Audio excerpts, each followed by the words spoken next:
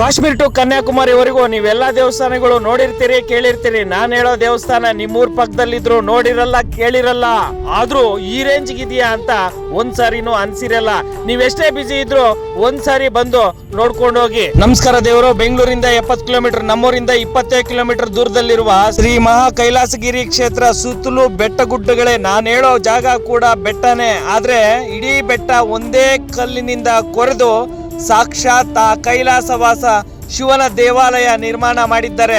ಅದನ್ನ ವಿವರಣೆ ಮಾಡೋದಕ್ಕಿಂತ ಒಂದ್ಸಾರಿ ಫ್ರೀ ಮಾಡ್ಕೊಂಡು ನೀವೇ ನೋಡ್ಕೊಂಡ್ ಬನ್ನಿ ಎಷ್ಟು ಅದ್ಭುತವಾಗಿದೆ ಆ ಜಾಗ ಅಂತ ಹೇಳಿ. ಹೋದ್ಮೇಲೆ ಒಂದು ವಿಶೇಷತೆ ಆ ಜಾಗದಲ್ಲಿದೆ. ಆ ವಿಶೇಷತೆ ಏನು ಅಂತ ನಿಮ್ಗೆ ಗೊತ್ತಾದ್ರೆ ಈ ವಿಡಿಯೋ ಕಾಮೆಂಟ್ ಮಾಡಿ. 4 ಜನಕ್ಕೆ ಈ ವಿಡಿಯೋನ ಶೇರ್ ಮಾಡೋದು ಮಾತ್ರ ಮರಿಬೇಡಿ. ಬರೀ ಒಂದು ಕಲ್ಲಲ್ಲಿ ಇಡೀ ದೇವಾಲಯವನ್ನ ನಿರ್ಮಾಣ ಮಾಡಿರೋ ದೇವಾಲಯ ಕರ್ನಾಟಕದಲ್ಲಿ ಒಂದೇ ಒಂದು, ಅದು ಶ್ರೀ ಮಹಾ ಕೈಲಾಸಗಿರಿ ಕ್ಷೇತ್ರ, ಚಿಂತಾಮಣಿ, ಚಿಕ್ಕಬಳ್ಳಾಪುರ ಜಿಲ್ಲೆ.